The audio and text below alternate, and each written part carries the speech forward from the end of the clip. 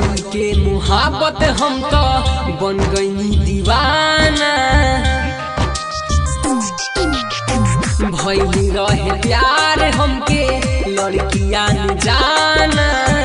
कोई के मुहाबत हम तो बन गई दीवाना।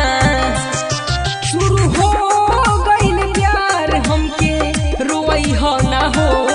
शुरू हो गइल प्यार हमके रोई हो ना हो। उनका दिल में हमरा प्यार के बसा दो ना हो। उनका दिल में हमरा प्यार के बसा दो ना हो।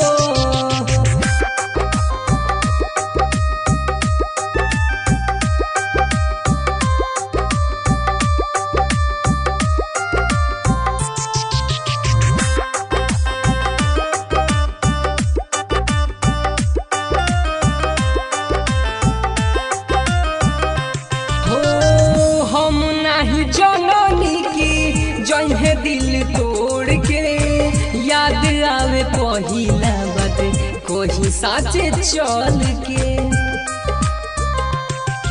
ओ हम नहीं जननी की जहे दिल तोड़ के याद आवे पहिला बात कोई साथे चल के। होई है कतही भुलाइल तो बता दो ना हो। होई है कतही भुलाइल तो बता दो ना हो।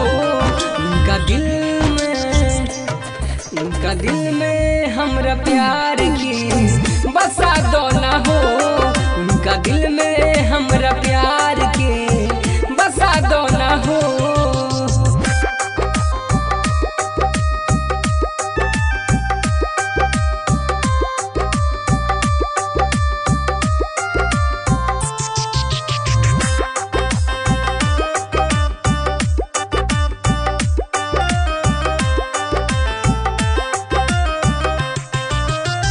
कहतानी सुनी रब जी हमके भुला गईली।